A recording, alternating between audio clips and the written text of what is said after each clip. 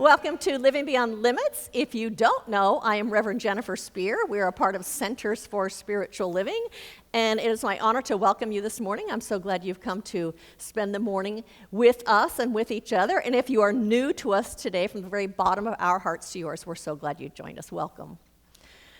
And so let's begin this service by reading the mission statement that's on the front of your bulletin. We are a sanctuary where people can discover and reveal the presence of God within their own being and experience their oneness with all life.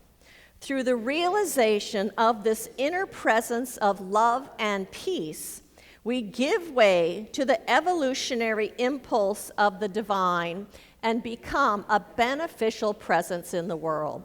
So that's what we are up to here at Living Beyond Limits, is we are giving ourselves the opportunity through the music and through the talk and through the readings to move back into that place within us that knows that primarily we are spiritual beings, that we are here as spiritual beings living this human life. And that we are spiritual beings means that we are not just connected to spirit at all times, but what we believe here is that spirit is expressing itself in and through and around and as everything on this planet. It's so easy to see in nature with trees and flowers. That same presence is expressing within us. It is the very core essence of who we are, what our spirits are made of. We are individualized expressions of that one. That means, therefore, if the very essence of spirit is peace and love and wholeness and power and good and beauty and joy, all of those things are already a part of our being. They are already innate to our nature. We came with them, and we can't always find them, but they are in here. So our job then is to nurture and to court our own spirit, the presence of that infinite one, so that we might feel that and sense that and know that one. Because what happens is, as we awaken to our own spiritual nature, then when we're out in the world and the world is not being loving or kind or generous or supportive or whatever it is, yes, we would prefer it to be that way, but when it's not, we aren't reliant on it, because that which we need is already within us. The peace that we're looking for is right here. The love that we're looking for is right here. The truth is, we are whole all of the time. We are powerful all of the time. And as we know that, then we come to the world differently. We come to the world as a healing presence, as a beneficial presence.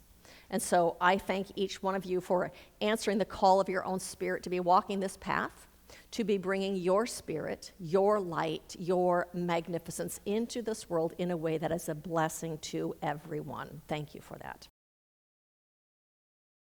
So today we are continuing on with the Season for Nonviolence, which is a time where we are talking about and looking at ways to create greater peace within the world and to create greater peace within our relationships and within ourselves.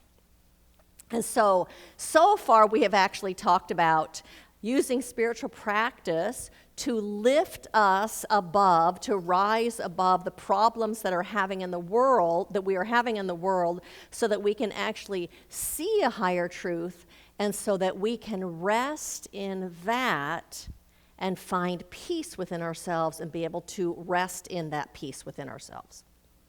We have talked about listening to spirit within us, to our own spirit, and about allowing that to guide us, because when that guides us, then our choices and our actions always lend themselves to peace and harmony and love when we are guided by that within ourselves. We talked about standing in our own wholeness, and while we do that, that recognizing the enemy is not another person, but the enemy is hatred and fear and othering and discrimination. And we've also talked about self-love, the importance of creating a soft safe space within ourselves, so when the world is rough out there, we have a place to land and to rest that is safe and warm and secure. And so today I am talking about the fact that we co-create our own personal lives and the world through our consciousness. And one of the things that I'm talking about is through our consciousness of using our imagination to imagine what it is we want to have in our lives or what it is we want to have in our world. Because that imagining then, that thought becomes a mold through which life can pour itself into and create that. Because imagining sets us up in a vibration of anticipation and what this looks like. And because like attracts like, then we tend to attract those things to us in our lives. And then the second part is, after we imagine what it is that we want, then to shift our thinking through doing affirmative prayer, through using affirmations, knowing without a doubt that what it is that we are imagining can come into fruition. That it is absolutely possible for what it is that we want to come into reality. So that means we follow that imagining with affirmative prayer and with affirmations, with visualizing, with practicing the presence, meaning knowing that you are walking in that presence with that presence as that presence. Because what happens then is we create space within ourselves for spirit to come into form through us because we're open to that. Reverend Sonia Russell said, meditation, prayer, and affirmations are not escapes. They are blueprints for spiritual engineering. When Ernest Holmes writes, we become a co-creator with the living spirit, he is referring to an active, participatory spirituality. What if our practices are preparing us for reimagining justice? What if our spiritual altars were also design blueprints for equity, love, and belonging? We must return to the idea that imagining a better world is not activism or mysticism, it is both. A better world starts within each of us every day. I know that when there are so many things happening in this country and in this world, sometimes we don't even know where to begin. Sometimes we don't even know where to begin or what it is that we can do to help. And we don't like feeling helpless. We don't like feeling helpless to be able to make a difference. We don't like feeling helpless to be able to contribute to the good in the world and to make positive changes. Sometimes what happens even is that we have looked at what is wrong for so long that we forget what it is that we even want. Or maybe you've never even taken the time to really sit and think about and imagine what it is that you want for this world, or what it is that you want your life to look like and feel like and be like. And if you aren't clear about what it is that you want, how can you possibly ever get there? I mean, do you ever get in your car and start the engine and put the car in gear before you know where you want to go? You know, knowing what your desired destination is allows the car to take you where you want to end up. So our thinking, our intentions, our focus, our energy always moves us in a particular direction. Our thinking and our intentions and our focus always move us toward a particular destination. And so I want you to repeat that with me, after me. My thinking, intentions, and focus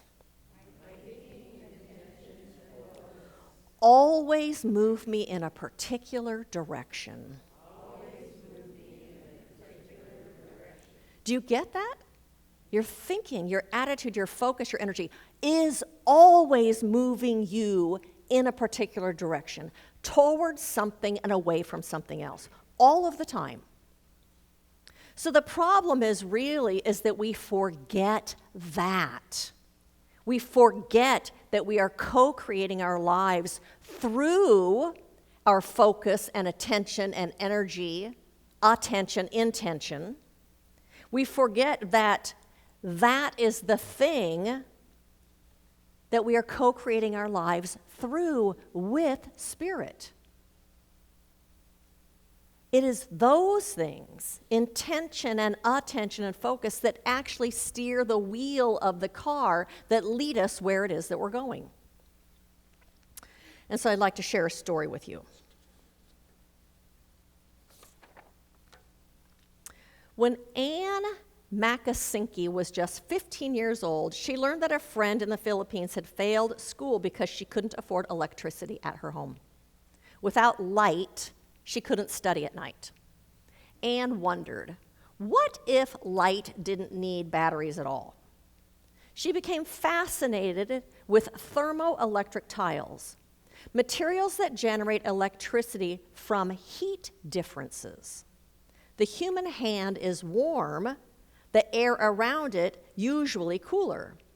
That temperature difference, she realized, could produce power. So for her high school science project, Anne invented the, quote, hollow flashlight. It had no batteries. Instead, it used thermoelectric tiles to convert the heat from your hand into enough electricity to power an LED light. When you held the flashlight, your own body became the energy source. But more importantly, it demonstrated something powerful. Light could be created without disposable batteries. Students without reliable electricity still might have a way to study. Renewable, small-scale energy solutions could be simple and accessible. Her work drew global attention and inspired young inventors everywhere to think different about sustainable energy.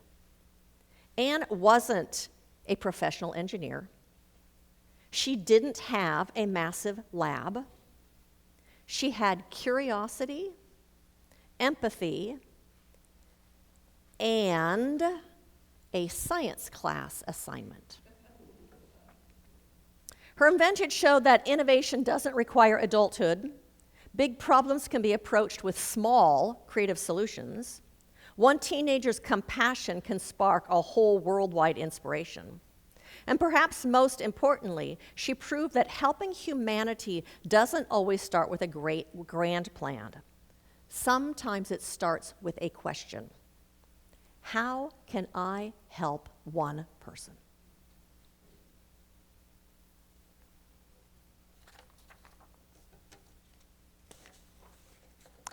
We don't want to be a victim to the world and the things that are happening in the world. We don't want to be the victim to the things that are happening in our lives outside of us. Instead, we want to be able to have a positive influence on having the things the way that our hearts desire them to be, the ways that our spirits desire them to be. We want to be able to do something productive that moves us in the direction that we want to go. We want to move in the direction of positive change. We also want to be able to create the life of our choosing, a life that is joy-filled and love-filled, a life that is filled with freedom and ease. That means then sometimes we need to shift our focus so that what we're focusing on is actually taking us in the direction we want to go. It means we have to change our focus because that is steering the wheel, right? Reverend Sonia Russell also said, we are not waiting on the world to change.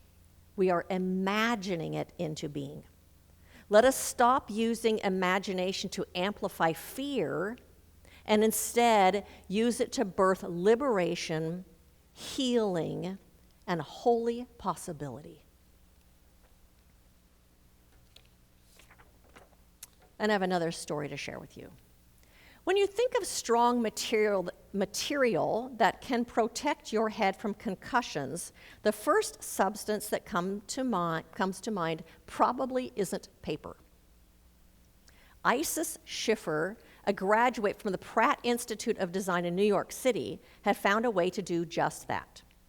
Traditional styrofoam and polystyrene bicycle helmets are typically bulky and annoying to carry, causing many bicyclists to abandon them altogether. Isis was bothered by these design flaws, so she started designing a foldable paper helmet that can be manufactured, carried, and then recycled with ease. The helmet's design relies on a honeycomb pattern that absorbs force throughout the structure rather than just one place at a time. It can sustain damage. That doesn't make sense. It can sustain damage. It can keep damage from happening from every angle, but can still be folded and carried in your purse. Isis, her eco helmet design was so successful that it was given the 2016 James Dyson Award. Imagine that. I saw a picture of it, all these little folds, little honeycomb filled. Imagine that. And so the title of my message today is Imagine That. And I'm actually talking about everything that has ever been created starts out with an idea. It starts out with something we hold in mind. It begins in our imagination. Whether it's a bicycle helmet or a bicycle, whether it is an airplane or a pair of shoes, or the cure for polio, or peace in our relationships, or peace with a particular person, or peace in this world. It all begins in imagination. And so we begin then by imagining what it is that we want, whether it's in our own lives or in the world. And then the second thing that I'm talking about is then we follow that with affirmative prayer or using affirmations, knowing that life's desire is to express itself fully. Its desire is to express itself as good, as love, as harmony, as unity, as peace, as abundance, as order in all situations. That's life's nature, is to unfold itself, and its desire is to express itself the fullest that it possibly can.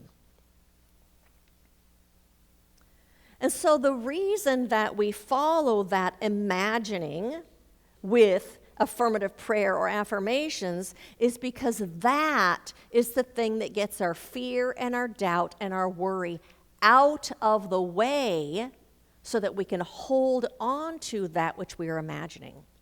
So that we can get that stuff out of the way so it creates space for us to hold what it is that we want. It creates space so that spirit might unfold itself through the opening that we have created in consciousness.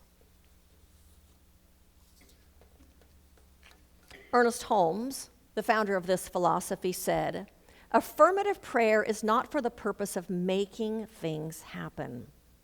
It is to provide within ourselves an avenue through which they may happen."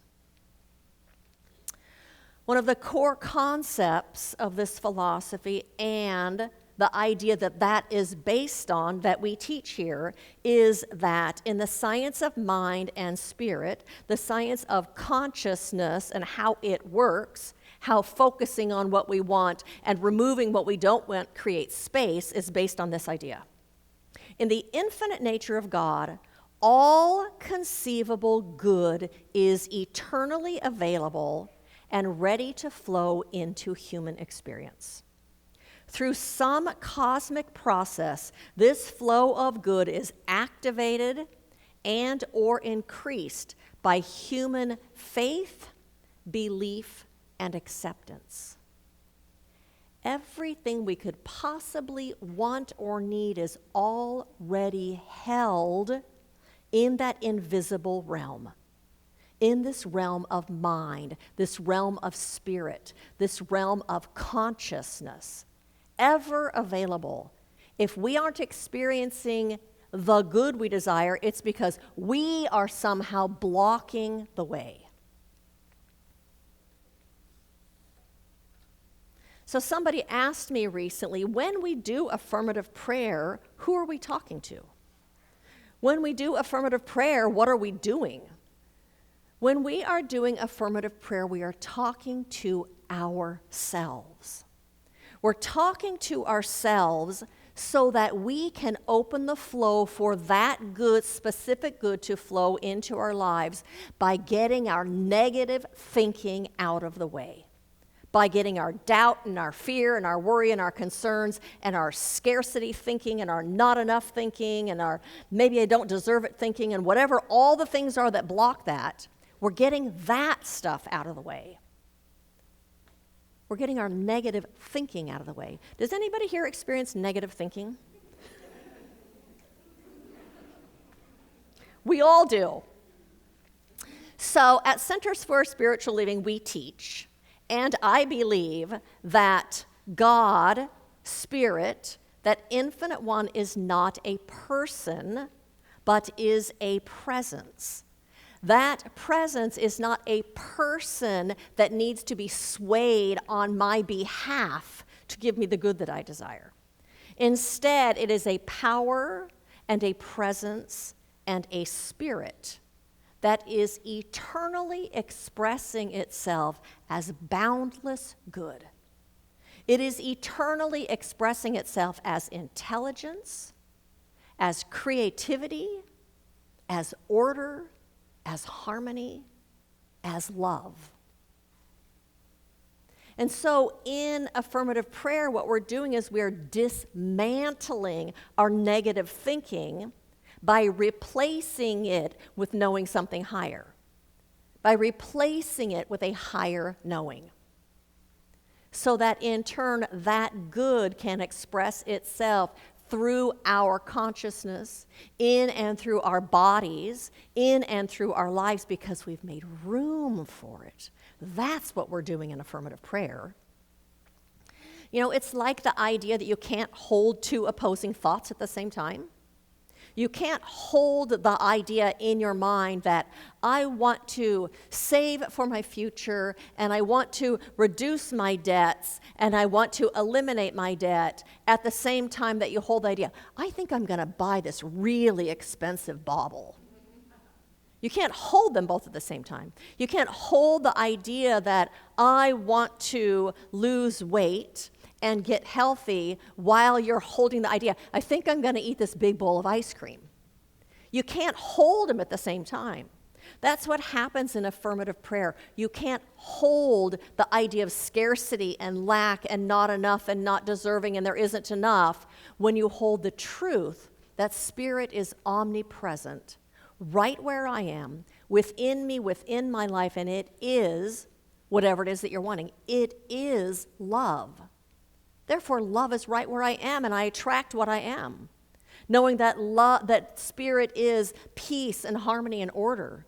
If that is true, then I can let go of worrying about the thing that's happening in my life. It's impossible when you do affirmative prayer to hold two opposing things. You can't know lack or believe in lack when you know that this is an abundant universe. You can't know or be in disharmony when you recognize that the very essence of Spirit is harmony and order, and that is everywhere present. You can't worry when you're immersed in the knowingness that God is for me Therefore, life is for me right now. In knowing that life is for you, we let go of the worry. We let go of the fear, creating space for something good to come through. You can't be in doubt while you're busy imagining what it is that you want to experience or what it is you want the world to be like.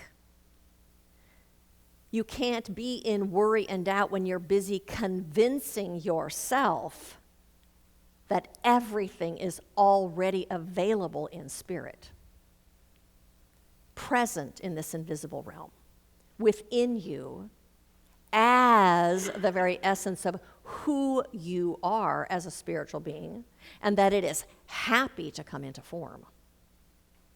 So our affirmative prayer and affirmations erase our doubt and our fear and our negative beliefs.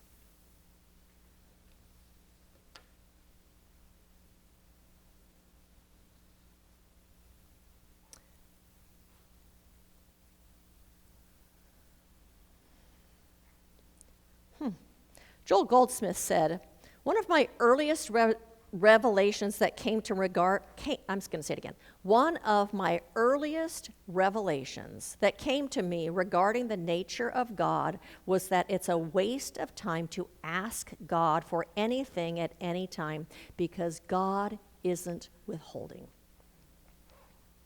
Ernest Holmes said, the recognition of God or good automatically wipes out the picture of undesirable conditions. For the Spirit is a law of elimination of everything unlike itself. When we are immersed in knowing Spirit as love or peace or wholeness or inner guidance or knowingness or whatever it is, what is unlike that dissipates. There's nothing to keep it in place. There's no law to support it because it's not a truth in spirit. It's an experience in the human realm that is always changing and morphing and moving. And so let's do some imagining right now. I invite you, if it's comfortable, to close your eyes for a moment. And to imagine that right before you is a tranquil scene, a natural pool with a waterfall cascading into that pool.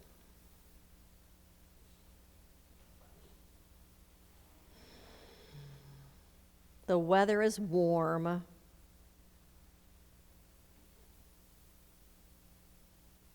The air is soft against your skin.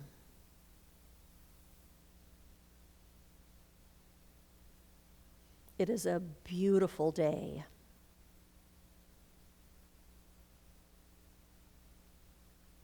All is well.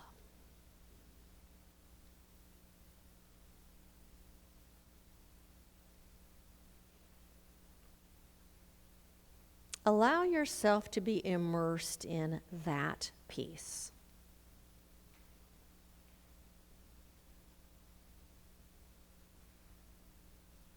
Peace all around you.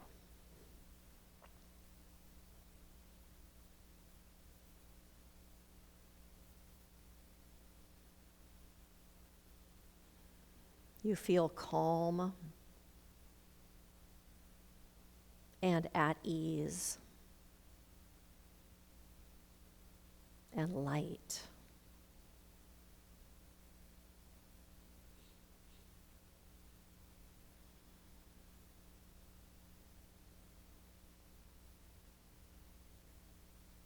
Feel that peace all around you.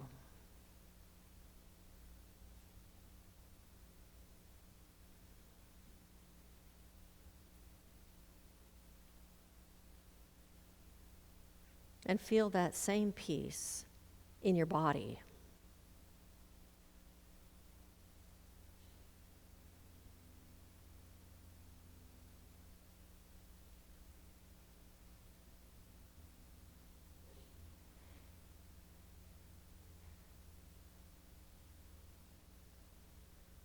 Feel that same peace in your mind.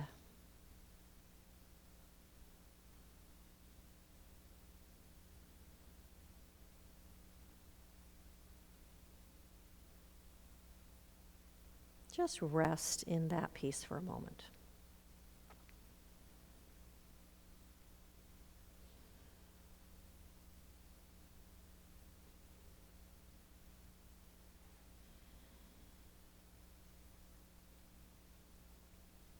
And imagine in your mind's eye that that energy of peace is everywhere present.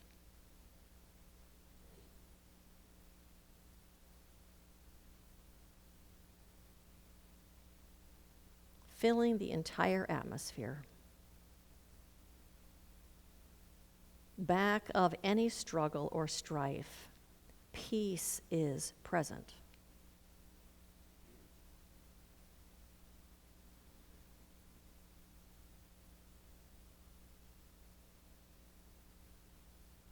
Across the globe, peace. And now in your mind's eye, imagine cooperation and people working together. Politicians cooperating and working together. People on opposite sides of the aisle cooperating and working together. World leaders cooperating and working together. Imagine that for a moment.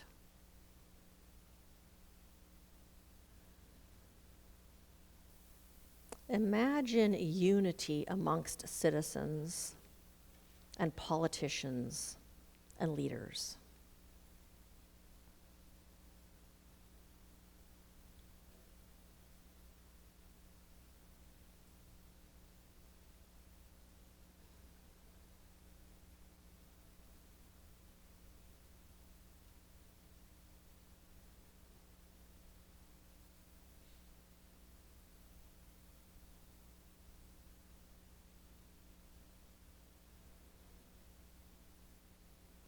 Imagine everyone acting from the highest motivation.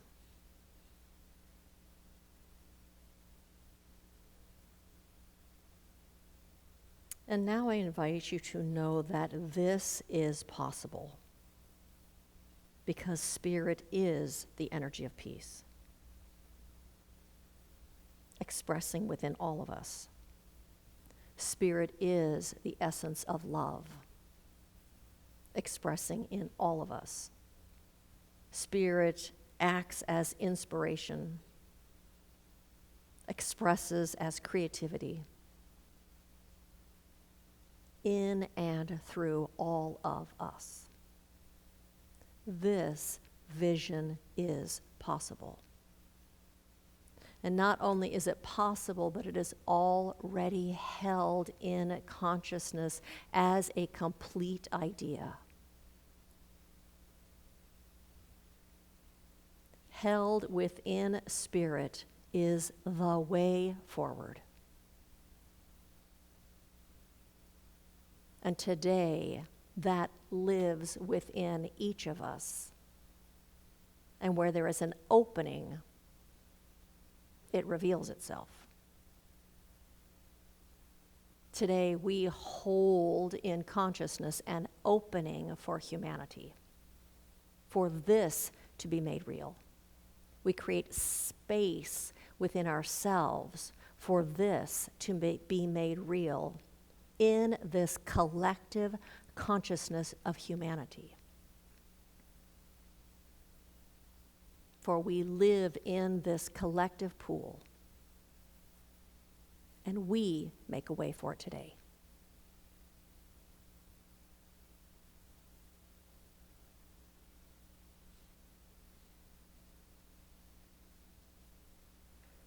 And so I release this prayer into that law of reflection that reflects right back to us the good that we desire.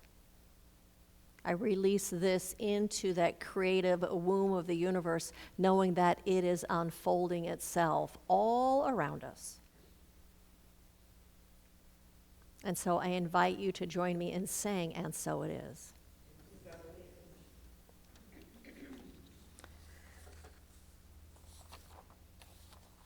Michael Beckwith said, oh, I'm not ready, sorry, that's okay.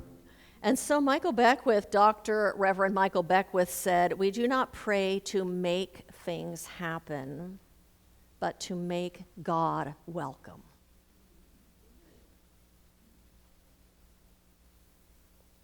We don't pray to make things happen, we pray to make God welcome.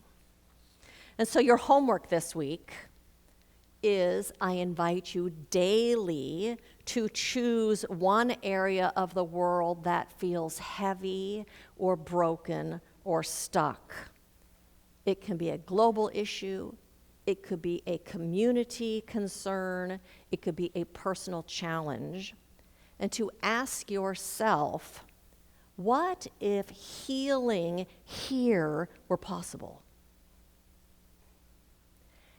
And if healing were possible right here, what would it look like? What would it feel like? And to envision that, imagine that, spend a little bit of time envisioning and imagining that, what it looks like and feels like, to create a little bit of an opening in consciousness. Know that that thing that you want is possible and available, and is at the very center right now already of every person that is involved in whatever it is that you want, in every moment. Know that life's nature is to express itself fully as boundless good. Know that it is life's nature to express as harmony, as wisdom, as order, as intelligence, as love. And as a result of doing that, you will be acting as a catalyst for positive change in yourself, in your own life, and because it's all connected, bringing that into this world so that it affects the whole. And so I say thank you to each and every single one of you for walking this path, for bringing your light into this world, for making a difference. Blessings to you. And I do invite you to join me in affirmative prayer right now as we recognize that, yes, indeed, that infinite one is right here, closer than our very breathing, nearer than our hands and feet, that we are immersed in, surrounded by, and are the very essence. Our spirit and our soul is the very essence of this light and love and intelligence and creativity and wisdom. There is nothing else for us to be, because this is the only power and the only spirit, the only thing that is happening is this presence of spirit. And so today we lean in, recognizing that all the good we could ever imagine or all the good we could ever desire is Spirit's desire for us and Spirit's desire for humanity. For the more fully expressed Spirit is, the richer life is, the more good is being revealed and enjoyed. And so right now, we just lean in and allow that inner guidance to guide us and to direct us in the choices that we make, in the actions that we do, knowing that we carry this light and we carry this love. And it is the thing that steers the wheel in our lives, our spirit and the living Spirit, which are one and the same. We are the microcosm of the macrocosm. And so we just open ourselves and allow the good to flow. And I also recognize right now that that same intelligence is guiding the actions and the decisions right now of our world leaders. That love lives within them. That the truth of the oneness of humanity lives within them. And that the presence and the power of Spirit is greater than anything that we have seen happening. And that Spirit is having its way right now. We open ourselves to that. We affirm that. We trust that.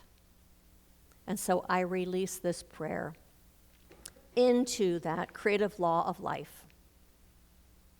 Open, receptive, and with high anticipation. And I invite you to join me in saying, and so it is.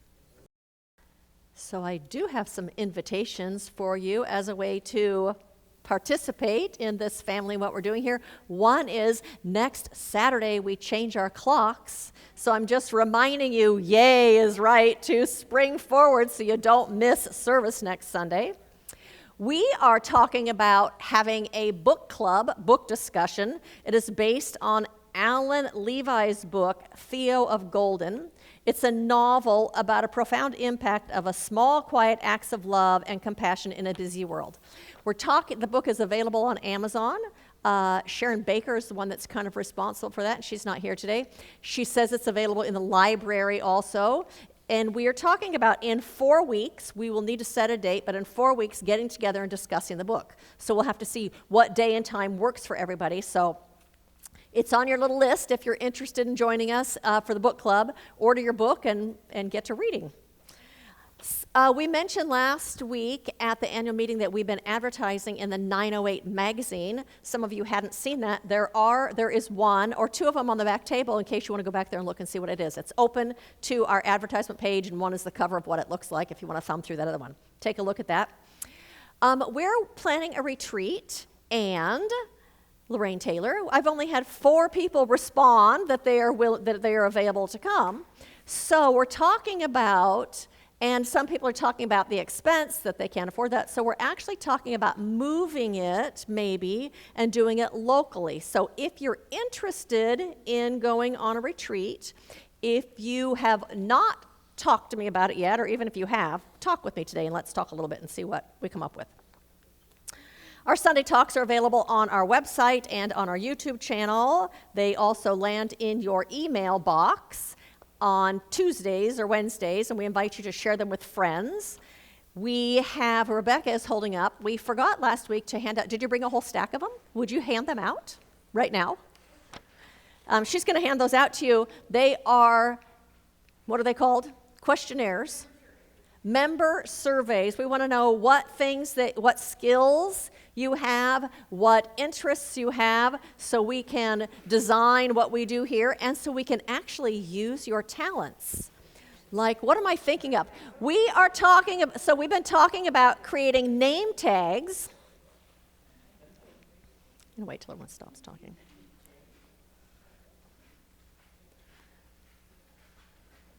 So we'd like for you to fill those out before you go home today. Tell us what you're good at.